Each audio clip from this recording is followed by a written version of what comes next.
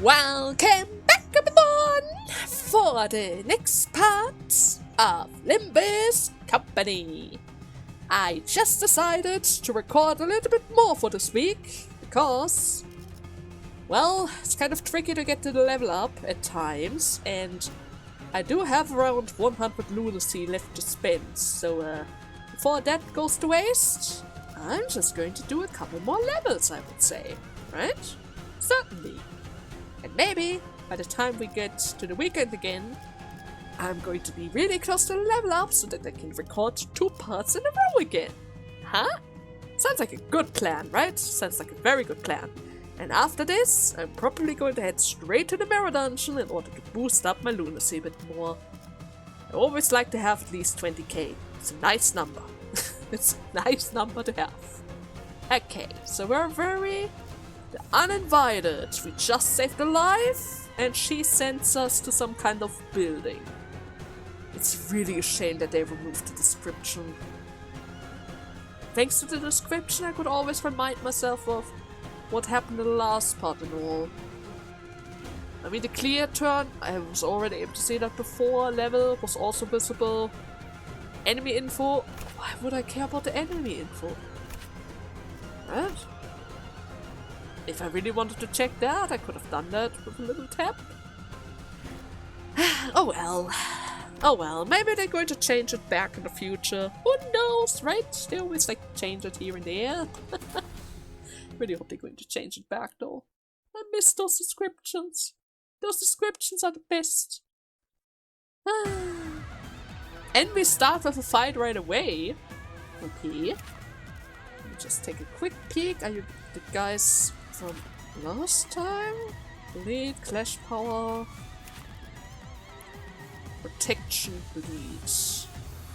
Pretty much the same as before, but this guy's a little bit more upgraded. Now he has bleed, protection and paralysis all in one. That doesn't mean that he's any more dangerous than the rest of them. I wonder when the boss of those guys is going to show himself, because I remember in the mirror dungeon there was one guy that gave me a lot of trouble, but I usually always ended up avoiding because of his counter skill.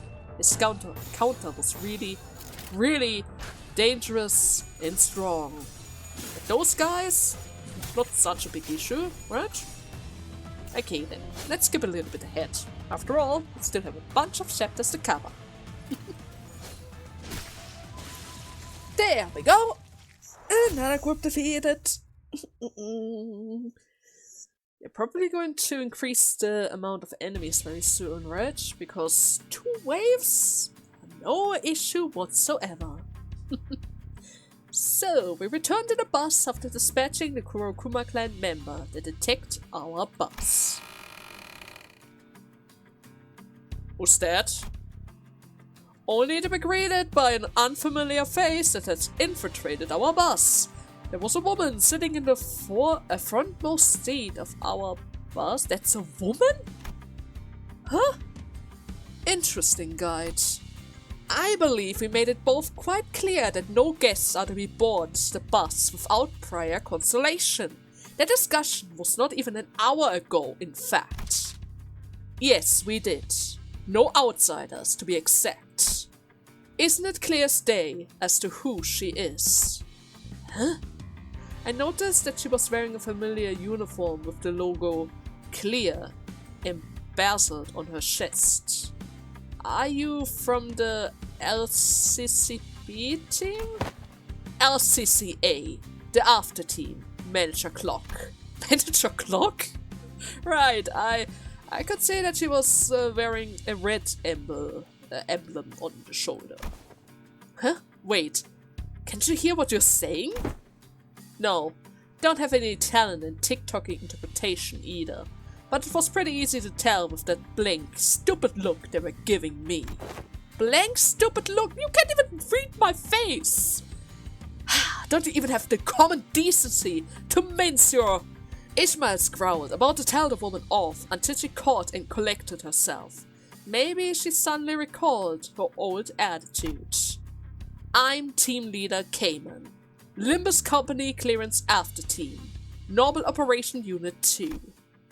I don't think I've ever seen anyone from the after team in person before. Of course not.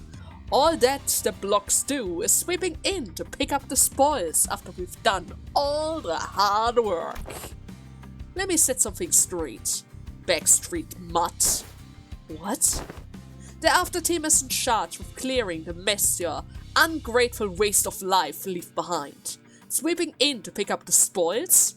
No, we do the most difficult work of sweeping your stinking shit under the rag. Oh, waste of lives? Is that how you guys see us? Oh, that's not all. Waste of lives, bumper cars, the most expensive bus in the world, meat shields, maniacs with more luck than they deserve, and then some. Doesn't seem like the most relevant conversation topic for now, though. What? You better change your tone now! If you give me one reason to, then I will. Unfortunately, it is my personal philosophy to be stubbornly set in my way, unless I'm given a good reason to change. Sure, it's your job to collect the golden barrow no matter what, but having a lot of trouble scrubbing up even an ounce of respect for a group of half-witted idiots who don't even give a damn about the people who have to clean up their mess. Well, that's enough, Team Leader Cayman. Very well, I wasn't sent here to reprimand them. I'm here to relay the orders from the head office. Cayman produced an envelope, opened it, and pulled out a paper from within. She began to read it out loud. LCB. Additional mission assigned prior to T-Corp. Golden Barrow Retrieval Operation. 1. Eliminate and or secure the distortion in the area. Distortion? 2. Recover the monolith, an artifact in the shape of a black stele from the same site. A monolith? What's this now? Distortion? Are you saying that they are already distorted? I don't know. Limbus company clearance is not a part of this extra operation. I was merely ordered to relay this information to you, as I happen to be taking care of some other job at T-Corp. I believe that our one and only mission was to recover the Golden Barrow. Since when did it become our job to play errand boy fixers? Since now. Besides, I don't see what the difference is between an average errand boy and your team. All you ever do is pick up and deliver the Golden Barrow. No? Right, I guess the after team is full of grouches like you, huh? Rodion grumbled like she was imagining a department full of caimans. Cayman quietly took a sweeping look at the complaining sinners, then approached me. Manager Clock. Yeah? Can't hear what you say anyway, so just listen. Allow me to kindly explain some things for you and your minions, since all of you appear to be so out of the loop. Cayman crossed her arms and leaned against the bus seat as though she was about to start a lecture. What is going on here? The LCB primary objective is to retrieve the Golden Barrow. Yes, I can't deny that. But parroting around, telling everyone that Limbus company specialize in retrieving the Golden Barrow would be stupid. Don't you agree? And it's not exactly the most lucrative business either, after all. If at all, I mean. I suppose so. I've been wondering about the company's financials for a while. Where do we even get all our fundings from? Well, there's no need for you to concern yourself with the company's finances. We have much more than enough capital to do what we want. What the company really lacks, however, is public standing and a cause. A cause? Limbus company decided to find our cause in distortions. No significant organization had yet taken charge of managing instance of distortion phenomenon. Ah, Faust told me some time ago that it hasn't been long since the distortion began appearing in the city, so nobody has tackled that problem just yet. Limbus Company is building our reputation as a professional distortion prevention and control company that doubles as a research center for the distortion phenomenon, which means that we need to produce real results in more ways than one. That's it. I did hear that the epidemic of distortion phenomenon can be pretty annoying to deal with. No one has properly defined what these distortions truly are. This means that not many are willing to jump into dealing with this new phenomenon blindly. We did hear that some are preparing to launch an association primarily dealing with distortion, but that's all it is, an association. We intend to deal with it on a corporational level. Right, but how's any of that our business? What reason do we have to go out of our way to tussle with distortions now? Here's how it is your business. The order came all the way from the top, the highest authority of our company. Don't they teach you how to follow orders in the slum? Ha! That does it. You're not leaving this bus alive. Manager. Came and ignored Heathcliff, who was visibly fuming, and turned to face me. My attitude towards your minion, and the company's attitude towards them. It all depends on the choices that you make, and your leadership. Oh, and with that she produced an envelope from under her arm and hands it over. At the end of the day though, the choice is yours. Your men aren't completely wrong. If you would like to focus solely on the primary mission, the Golden Burrow, then it is fine. It's not like the company is going to kick you and your meat shields out. But do understand that the company's treatment of your sinners may change, depending on what you decide to do here. If we ignore the orders, they might cut our funds. No more K-Corp bullets for us, in case Dante needs them. No more food, no more bus upgrades. Are you talking about that? That would be terrible. Verg just listened quietly, his eyes shut. Now then, Red Gaze, I'll be taking my leave now. Until next time. Fine, but next time I would prefer it if you would watch your language. These meat shields are still under my guidance, so try not to disturb me as well. Well, that depends on what the manager does, doesn't it? Excuse me. She left, leaving nothing but the awkward silence behind. I don't really think we have a choice, guys. I guess we have to take care of the distortion as well, huh? Is she gone? What a bloody brick. After that brief moment of quiet, everyone began sighing and complaining as though they've just been ungaped. Almost burst a bloody vessel listening to all that. I thought I softened my temper with age, but no, not with that girl. Still, good work keeping things non-violent, guys. I don't think she said anything wrong though. I mean, we are a little bit reckless at times. I found her manner of speech quite convenient. There was no need to unnecessarily read between the lines. I had little trouble understanding her and organizing my thought accordingly. I guess that's one way of looking at things. Anyways, she's right that we really don't have much say in the matter. If the company asks us to do our job, then we just have to do our jobs. I don't have anything to add myself. I have no issues with following orders after all. Yeah, I agree with you guys. I tried my best to cheer up the sinners as I opened the envelope she left behind. Not much of a note was in there. An old-fashioned walkie-talkie, a bunch of signs and stamped paperwork? And... huh? Mission location. Yong-Jin Building. Oh. Let's go, Sharon. Yong-Jin, right, Verg? Got it. I'm feeling it. Psst, psst. Here we go, vroom vroom. Judging by her lack of surprise, both Sharon and Vergis already knew where to go. I guess she already kind of mentioned it beforehand. The bus took off. So, the distortion is in the same building. Well, I can already kind of say who it is going to be. After all, we kind of already had a little fight with that guy before. Oh, Kim, I know that we're coming for your rescue, but something is telling me that we might be a little bit too late for that. We'll see, right? We'll see. Maybe we can still stop it, but this we will not be able to stop.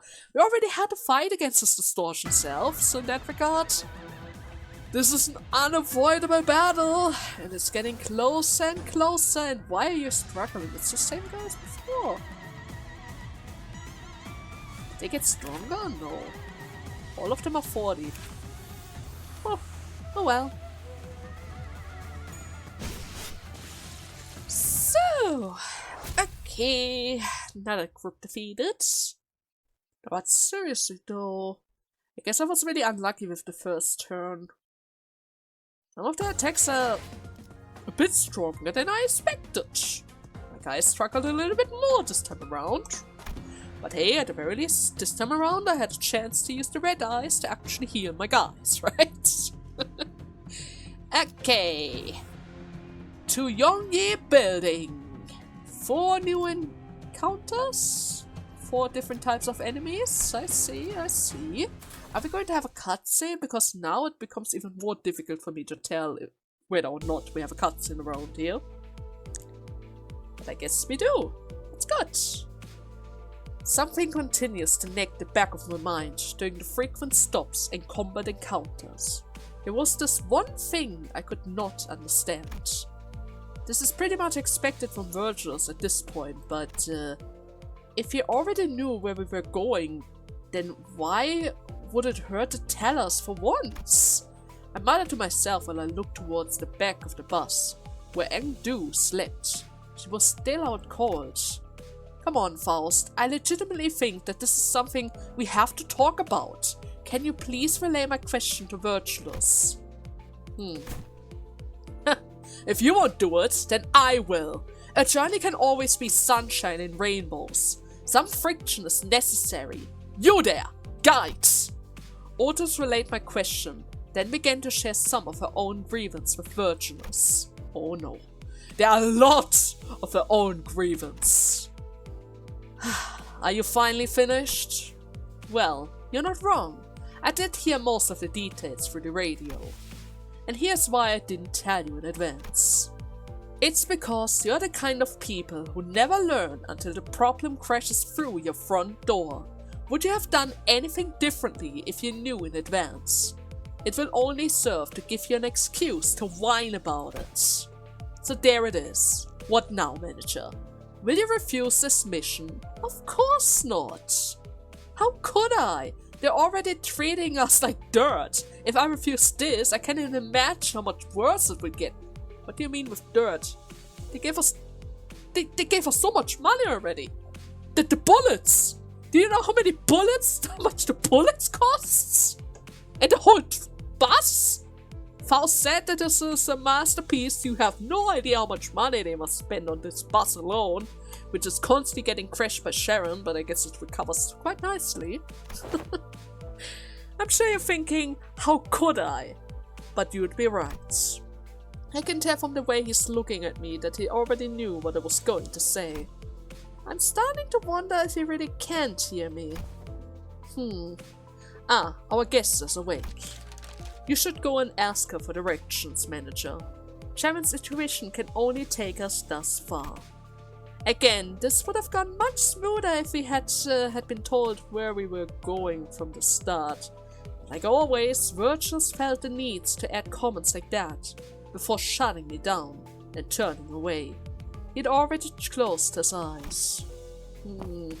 Allow me to explain our present circumstances to her. Yong-Jin got up with an awkward smile in an attempt to clear the air. After some time, Yong-Jin seemed to have successfully explained our circumstances to Yong-Du. She was standing next to Sharon, trying to give her proper directions.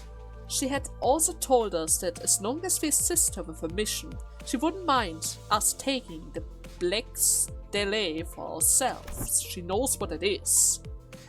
Turn to the right there, and they've already set up a camp there. People dressed in Kurokuma clan garb were wandering around the building, standing guard before its entrance. I have to... mentor bamboo head! Delaying further will only allow the distortion to grow more powerful. We must enter the building as soon as possible.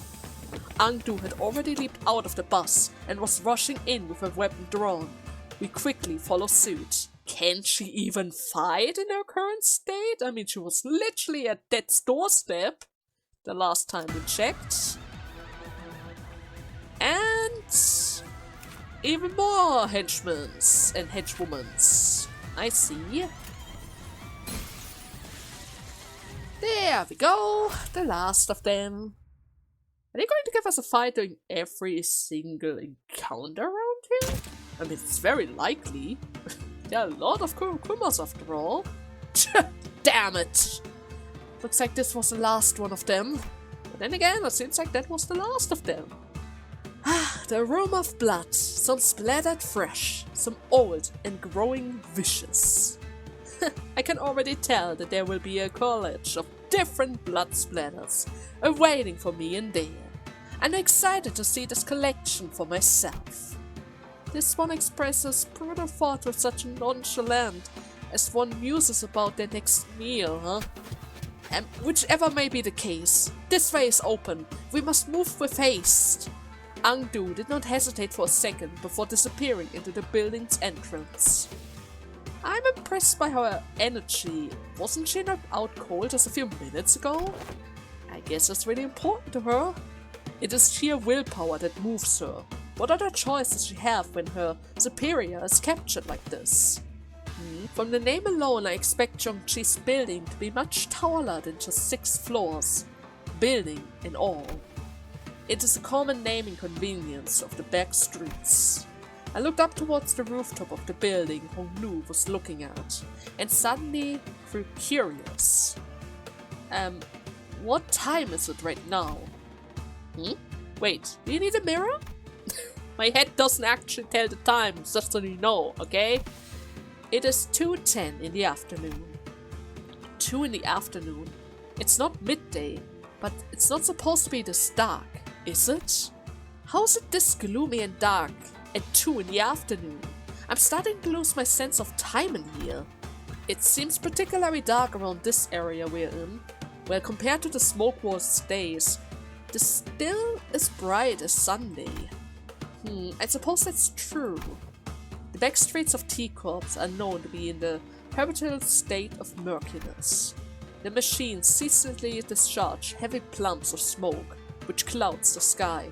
That and the constant color drainage keeps the back streets of T-Corp dark and dreary. Of course, I must also inform you that the conditions have improved somewhat after the smoke war, due to the varieties, extension, prohibition conditions introduced by the outcome of the war that limits the production of smoke. Before the war, it was probably much worse. We have no time for idle chatter. Come on now. We hurried toward Angdu's urgent cries. There were more blade lineage bastards left. I guess there were more Kurukumas inside as well. What the? The last took them all out already? They were nothing but mewling minions. The size of their bravado is ill-matched with their immature skills. They foolishly decided to stand their ground instead of retreating upstairs. An electric buzz of sorts played from the radio I had stashed in my clothes. Is someone calling this radio? The sound became more clearer when I unfolded the antenna from the radio. LCD here. LCD here. Can you hear me? Acknowledge. Come on. The voice coming from the other side of the radio was upbeat, to put it mildly, and very chaotic. Okay, I just have to press this button, right? Well, I'll talk, but it's not like you can actually hear. They actually TikTok. Alright, I called here for a reason. I'm just calling to relay a message, so don't bother responding. Yeah? Okay. We don't have much time, so let me keep it short. Remember the black stele that you guys were sent to retrieve? The monolith. I picked up a super huge bump in the monolith signal in the area near you. The signal can force people to distort, for your informations. It can what? Wait, it can force people to distort? We have to contain it before the seeping signal goes completely out of control, okay? What the heck is this? Oh, my bad. I've got some stuff going on here too, you know? Anyways, I gotta keep this short, so let me just empathize signifies that time is of the essence here. Over and out. Okay, they could have mentioned that before we go over here. They called her up before any of us had a chance to say anything. She's, pretty lively, huh? Oh yeah. But we don't have time to sit around dumbfounded, Clockhead. Let's crack on! Everyone, I think the elevator's broke. Oh no, the stairs. I see that you and your fellows now have some reason to hurry. I say that we break through their lines and rise through the stairwell. What say you? Well, we don't really have much of a choice here.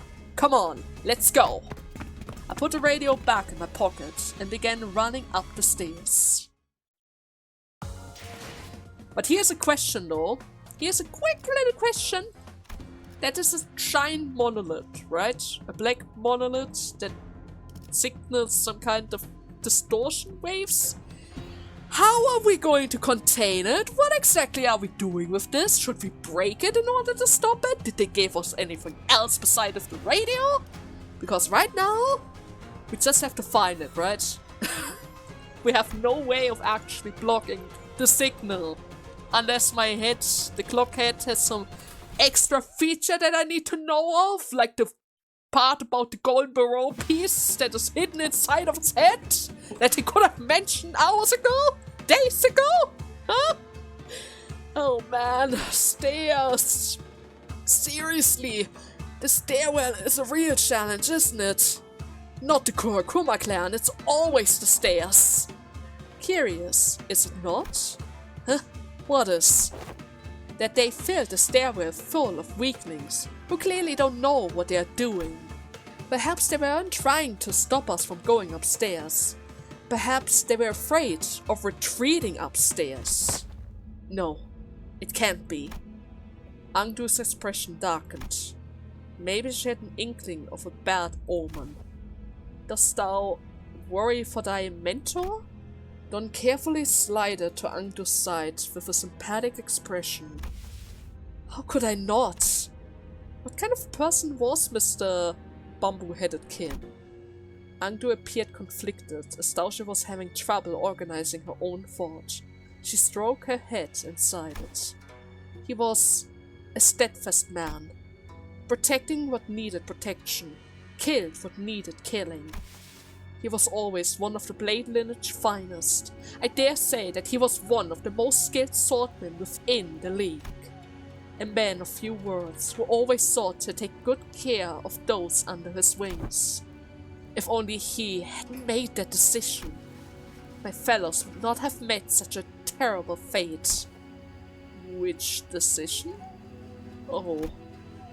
Sinclair's half-open mouth appeared curious about what the decision might have been.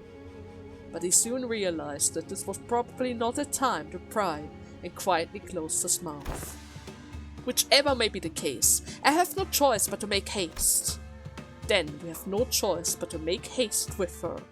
After all, the distortion thing is still waiting for us. And I can kind of guess what this decision probably was about. After all, we already had the opportunity to see the background story of the identity itself. It might have something to do about the fact that he had to attack one of those patriarchs, or how they were called in S-Corp. The higher ups, they were hunting them down even if they crossed the border. It's probably related to them, right? I mean, he did mention it after Kim escaped, that he would do anything in his power to ensure that every one of them is going to be hunted down. That's probably also the reason why they have a warrant on their heads, right? Probably. Nevertheless, more of the normal guys. Let's just finish it off really quickly. So, perfect. Okay, now, are they going to throw in more Kurokuma guys at us, or are we getting closer to the top of this place? The place where they try to avoid a retreat to? I mean, oh god. Oh god, okay, wait. 1, 2, 3, 4, 5. There are a bunch of extra floors, and I can already see, first and foremost, Kim, and this time around we actually have a dungeon around here as well. That is good news, I would say. Okay then. Mentor and Fellows 2. Mentor? Well, let's see what that's all about, right? And we start off with a fight first. Okay. And then... And he killed himself with the bleed stack. It's so great. But I really wish we could redirect the attacks a bit better during normal encounters, but it's alright, right? It's alright. It's a bit difficult to keep up with the count and the bleed count, or the bleed stacks, but that's quite alright. Oh no! This is bad. The level up is quite far away as well.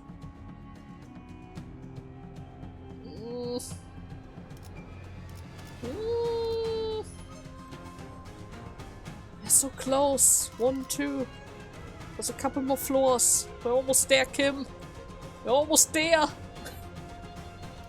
do I do? Level up is really far away. I don't think I'm just able to reach it with the observation gun. You know what? No. No! I think this is the first time. This is the first time that I'm actually going to use one of those Encyclopedia boxes. Yep. That's the first time we're going to use one. And we're going to appreciate it because that's just a bit ridiculous. We're way too far away from the level up. I can't just force it with modules, I think. So yeah. Besides, now I already used it. It's already locked in. It's already locked in. Origin of Sin. Clear within 10 turns. We can actually already see the encounters. And the big version of those things are also around, that we also already had a chance to see before in the mirror dungeon. Ah, great! Okay guys, let's get ready! This is actually a fight that I can include as well, which makes it even better. And we're fighting right away. Okay. I don't really see the big guy just yet, so I guess they're probably going to save them for the second round. So, okay. Now the big guys should... Yes, there they are. Oh, they like colors. But then again, it makes sense. We're still in T-Core, but still, they look great. Maybe not that guy with the visible organs, but that guy looks great, right?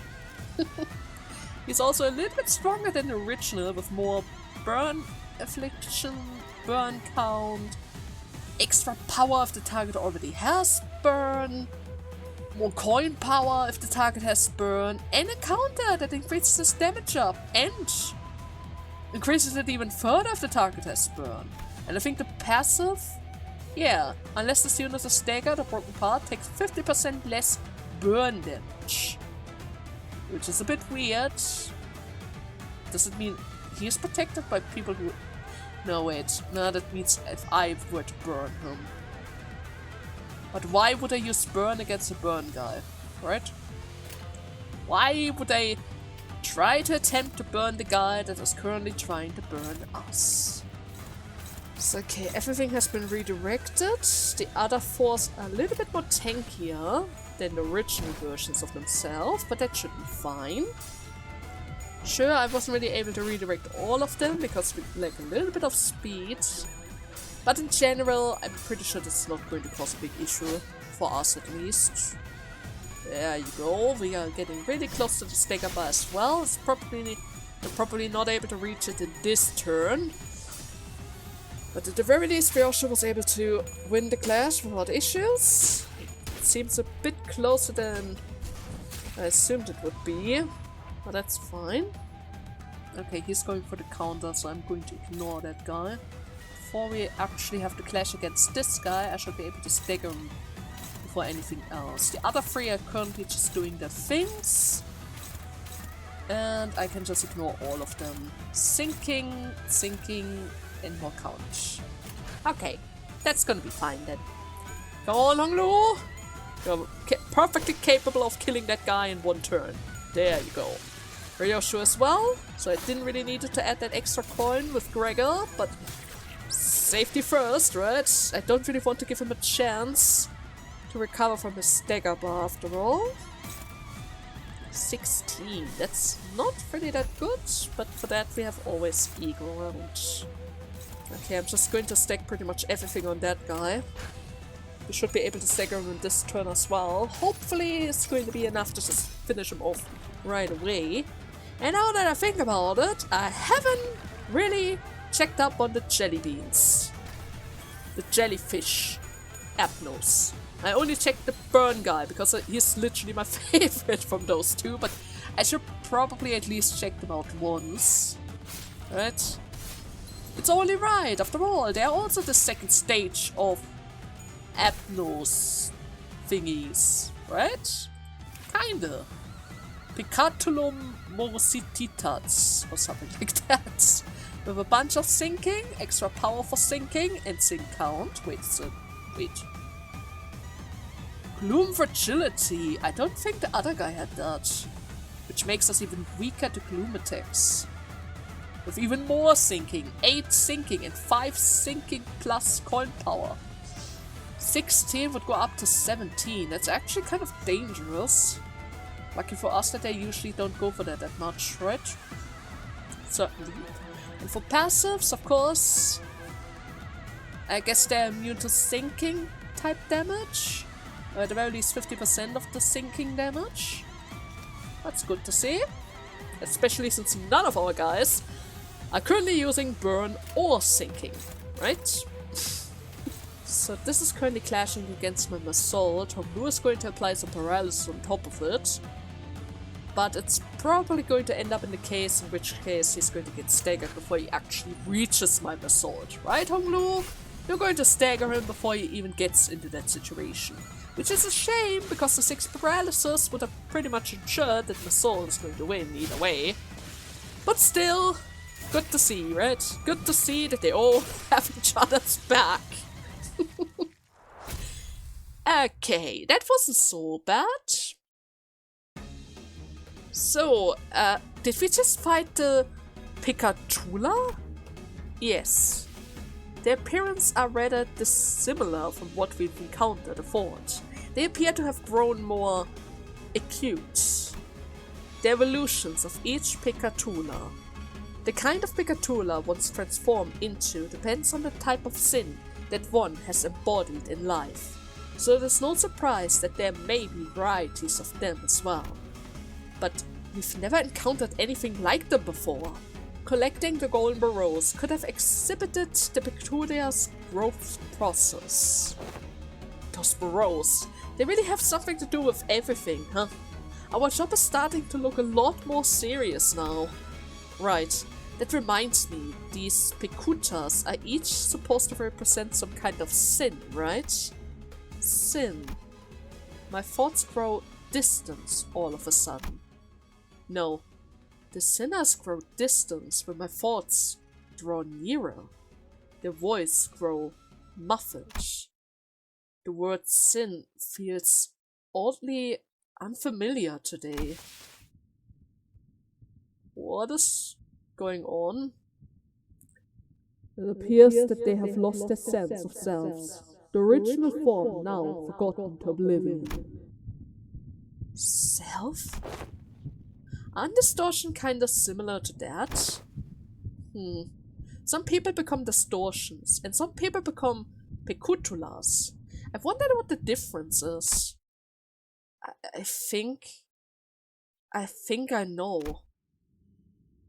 Planted in the hearts of all are seeds with ever-pressing potential to bloom. Executive manager? What did you say? Faust talked over you, so I couldn't hear. If you would allow me to continue, maintaining the self, even at times of extreme stress, could cause one to evolve into distortion, and when the light of that day descended upon the hearts of every human, blooming the seeds buried deep within. Manager? What is that? If Oneself is collapsing, devoured by their sins. They reborn in the form of their cartoons. Their image reflects the first shape of their life. Tremendous were nothing. Dante? Dante, what is... If one who stands to challenge the sun, yet to come to the sides of the six, down the storms. What the hell, Clockhead? What the bloody hell are you talking about? I ill like the sound of that. Has something gone awry with that prosthetic heads? Yes, if one seeks to bear the full fabrication of their sins, the image reflects the design of their original hearts. Ego? Is that what you're speaking of? And in a world receiving their own facets of raw emotions, you dig deeper, their mission shall be enemies to burn their ears and manifest. So go, manifest the light, like Jacob's hope of life creates the origin of sin. Huh? Wait, they are starting to talk a bit like my grandfather. Huh? Manager, your head! What's going on with my head? Executive manager, your head is on fire! It's always on fire! Oh, what a blaze! I think they're about to explode! Only those who can define their own sins. Oi! We got to do something before the clockhead bites it! Got any bright idea, Liz? I don't know what to do! Only those who wake their own dreams. This is scorching! I have thought that the Manager Esquire's flamehead was merely for style, for I had not once felt such heat from it before. Faust, what if they accidentally activate the self-destruct sequence? Oh, the seed! If we don't douse it now, it's going to melt everything around them! Yes, the operation principle are the same. Dante is...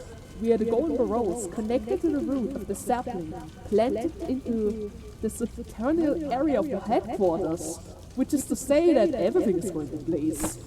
Who gives a shit about the barrows? We've got to douse the flame on their heads! Water! Does they have any water? We must have haste and douse the flames! Does that even work? Sometimes later. Are we back? Pray tell. Are thou recovered? My eyes, if I had eyes, that is, opened slowly. I was lying on the ground, surrounded by the sinners. What happened? Do you not recall what had transpired? I guess I don't. I do remember walking up the stairs and suddenly feeling dizzy. Executive Manager, you must visit the workshop to get that looked at as soon as we return. Huh? A workshop? Did I malfunction or something? Don't talk about them like you're talking about some machines. Either way, there isn't anything we can do about what just happened. At least not here. We can discuss this later once we return. What just inspires does not seem to pose any hindrance to our mission. Are you serious? I think Dante almost died back there. Angdu, where is... She has advanced without us. Will I remain curious yet concerned about your condition? We must convey with her. The situation calls for urgency. Yeah, okay. There was a lot I don't understand, but since we're in the middle of an operation, let's deal with this first. Right. Oh yeah. Angdu! Angdu! You better not rush in there. Unprepared. I'm telling you. Why did this have to break? And why now? There was a nervous-looking man on top of the stairs, on the upmost floor of the building. I could immediately tell that this man was unlike any other foe we have faced in this building. I'd better be quiet in there. I hope that thing at least stays put. The thing? He kept looking into his pocket watch as though he was expecting something awful to come out of that door. He is... His garb, which highly resembles the Kurokuma clan's standard outfit, suggests that he's a relevant individual in this case. It is possible to extrapolate from his outfit that he is of a higher rank than any foe we've defeated, on the course of this location. Then, oh, before I even had a chance to suggest waiting for a bit to come up with a strategy, Angdu was already charging at the man. You must be captain of the Kurakuma clan! What the? You wish to hunt the blade lineage? Very well, here I stand before you! Face my blades! I suppose this means that my men are all dead, huh? I would toss you into the office if I could, but the merchandise is still in there. Come on. Suppose I've got no choice but to fight. At least allow me to introduce myself. Then you can tell me who you are. Name's Jun, captain of the boys you killed. Angdu, sources from the lineage of Blade, a follower of mentor Bamboo-Headed Kim. The hallway before the door falls silent. It is as calm as a winter storm. The two warriors, blade drawn, begin to take cautious steps. It is as though they were attempting to gauge the distance between each other and each other's strength. And it happened so fast. There was a sudden flash. When I came to my senses, the pair had suddenly switched sides, facing away from each other. The outcome of this clash. To be fair, she was already badly damaged. Multiple stitches, multiple wounds. I have no idea what she was thinking. Come on, that's it? Huh? Miss Angdu! Appears to have been Angdu's defeat. She fell to her knees. I mean, I was just getting started. I'm surprised she even had any energy left for that attack. She's been fighting the Kurakuma clan's henchmen from the front line before we even had a chance to catch up. No wonder she's exhausted like that. I must also remind you that she was on the verge of death not so long ago. She has overexerted herself. What? Are the rest of you gonna fight me too? This hardly seems fair. Me against all of you. The student rested his blade on his shoulder with an annoying growl. I could tell from his single clash against Angdu that he isn't going to go down easily. Well, I don't like that we are all ganging up on this guy either, but you've got one loud-ass clock for a head. What even is that? Is this some local teacup clock shop prosthetic fashion or something? It is a clock, right? You there. Is that clock head on time? Mate, what do you think? That clock ain't for telling time. Huh? Then what did you decapitate yourself for? What a useless clock. I didn't do it on purpose! That happened! That was there from the start of the game! I don't think we had a choice here. Okay then. Any of you got a timepiece, a clock, a watch, anyone? Ah, my stupid watch broke again. The sinner wordlessly began to surround June. I guess not. Are any of you even wearing a watch? You must all be insane, sauntering about without a timepiece. Even if I did, I would hardly find it within myself to show it to thee. You're all really getting on my nerves. You know what? That's it. I'll be in deep shit if I let anyone in there anyways. So come and get me. I will cut you down if it's the least thing I do. Oh god, this is not gonna be good. This is not gonna be good. It's gonna have so much clash power. Oh, and he has friends. This isn't going to make it any easier, but at the very least, those guys are going to help me to regain some sanity, right? At the very least, we have that. So, 1 second, guys. I'm going to clean up this group really quickly, and I see you in the second wave. Okay, I would have preferred to save a little bit more time. But sadly, I was a bit unlucky with my coins. But hey, at the very least we still have 5 turns, so it should be fine. Okay, Captain Jun. That guy I'm worried about. He has Shadow Cloud like the others, a bunch of bleed and bleed count, extra damage as well. Slash Fragility, he's a bit of a mix between Ryoshu, from the looks of it. 8, 11, 9, 13 with paralysis and extra coin power if you have bleed. Slash damage up to all allies. That's the thing that I was worried about. Is he using it? Oh, he's not using it right now, but once he does, it's gonna be terrible. Quite terrible. Especially since he's also going to gain slash power up as well. Keep that in mind. Then of course, if the target has 10 bleed or attack weight, if the units with reduce 8 plus attack skill this turn, final power plus 5, all allies will also heal SP, and if the target has 7 bleed, deal additional percentage damage as well. It also applies a lot of bleed as well, so this is going to be quite interesting, especially since, did I say that right? Inflict 10 bleed count. That guy gets 10 bleed count for free. Imagine if we had that. Imagine how busted that would be. Huh?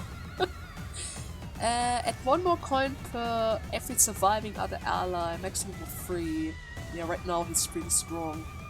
Preferably I would avoid a clash against him, but I don't think I have a choice, because this is quite literally a normal encounter and I cannot pick my targets, which is a shame, because I would really love to do that right now. Oh well. Let's go for this one. There's a high chance you might avoid that, but I take it.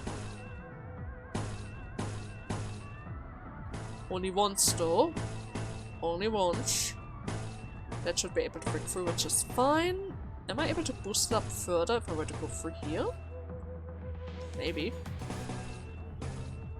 12. I could technically boost up everyone's SP a little by doing this. I'm pretty sure I won't get a chance to use the wedding dress this time around, so that should be fine. And 22, of course! Assault! Assault! Do as much damage as you can possibly do! I would really appreciate it at this point of time! And perchance, if you could get the bleed, that would be great. Nope, it's just tremor. A shame.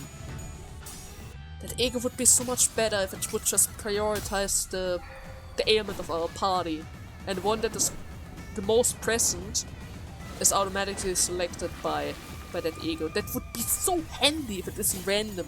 It would be so freaking handy. But sadly, so far there wasn't really a way for us to upgrade it so that it would become more reliable, but it's fine, right? Maybe once uptime 5 is unleashed, I'm pretty sure it's not going to stick with uptime 4. After all, we still have a bunch of sinners to go through, right? Uptime 5, uptime 10, 8 is all an option. It's possible. It's going to increase the cost by quite a lot, which is probably not that nice, but it could always be worse, right? It could always be worse. Okay. I'm going to go for this one next, because I kind of need the speed.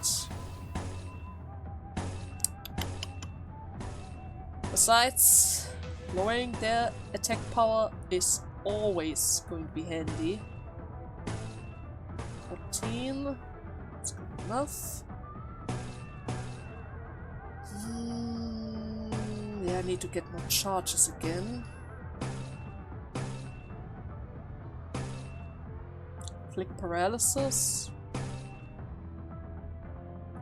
I'm not going to do any damage against him, that's the thing. At least not in this turn. If I apply some paralysis on him, I might be able to stop him a little. The thing is, I'm not really able to clash through it that well. Then you're going to have a chance to break through it just like that. And the counter doesn't really matter because there's nothing I can do against the counter. Okay then. Let's see if the attack power down is going to make sure that my guys don't stagger during this turn. Because I can't do anything against the counter.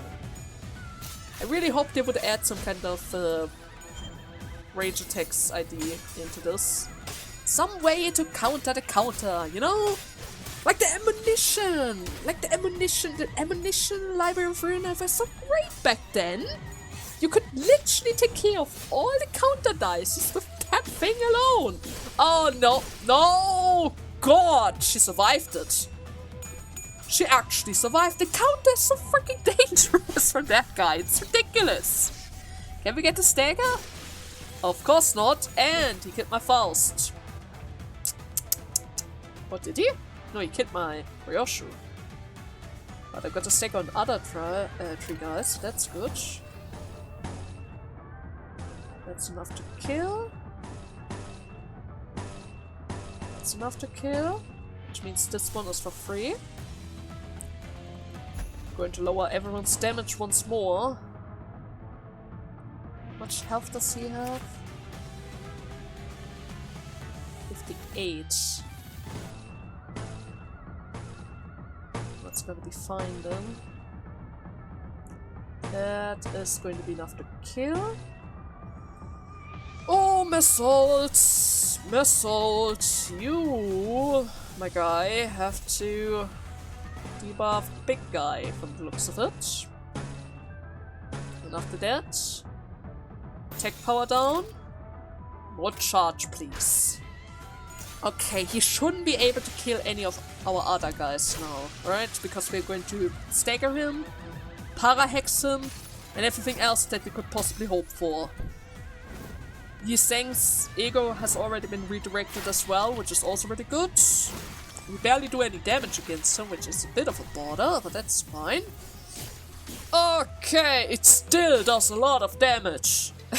That's not good. That's fine, we're almost there. In the next turn he's going to become really weak. Thanks to the chains of others. Come on, Massault, I know this is going to hurt you as well in the next round, but this is a sacrifice that I'm willing to take at this point of time. But then again, maybe I could have saved it. I could have saved it, yep. Okay, we're going to get the stagger. Oh well, better safe than sorry, right, Faust? Better safe than sorry. And we are at turn 8, which means the X mission complete. And even Gregor managed to get the final hit. I'm pretty sure that that Jun guy is the origin of his identity, right? They look very similar to each other. Now let us converse for moments. Angdu seemed to have recovered somewhat as we fought. She bound Jun with a rope before throwing him to the ground. Ugh! We didn't kill him! That's good! I do not expect a mere captain to know why your organization has put a bounty on our heads. But I cannot quite place the reason you were standing guard before this room. It was as though you were protecting our mentor from us, of all people. Wait, it wasn't just you, was it?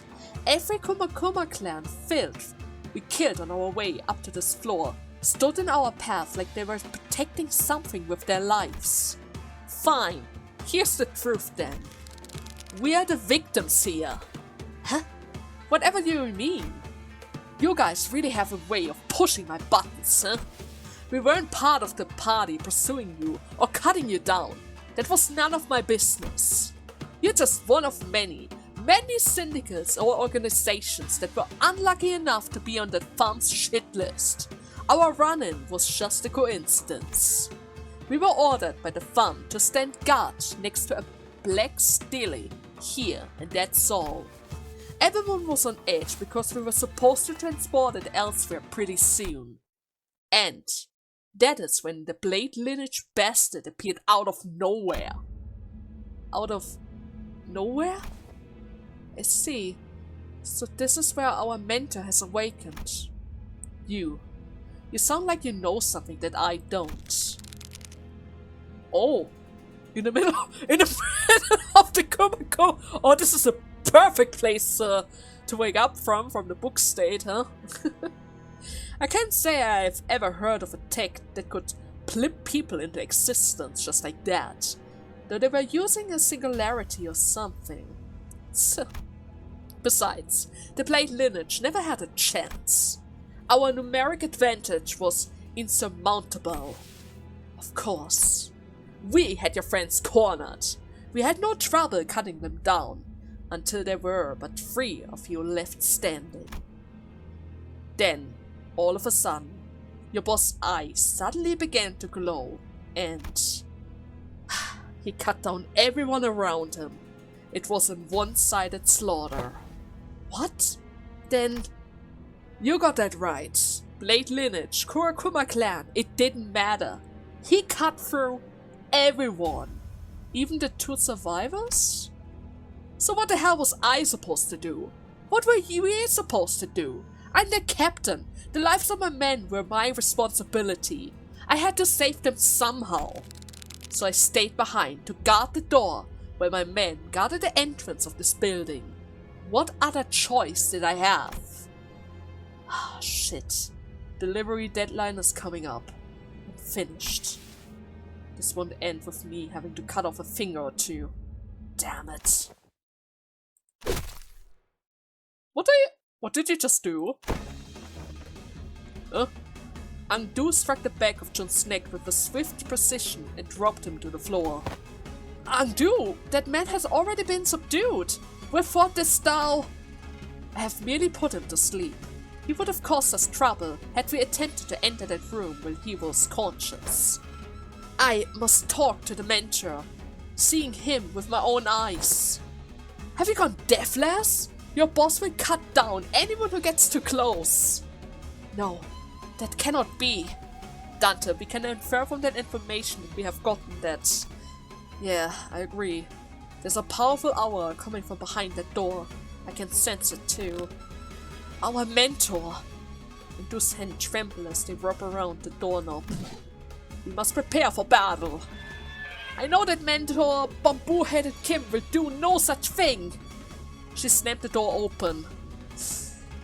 There he is, only to come face to face with a distortion.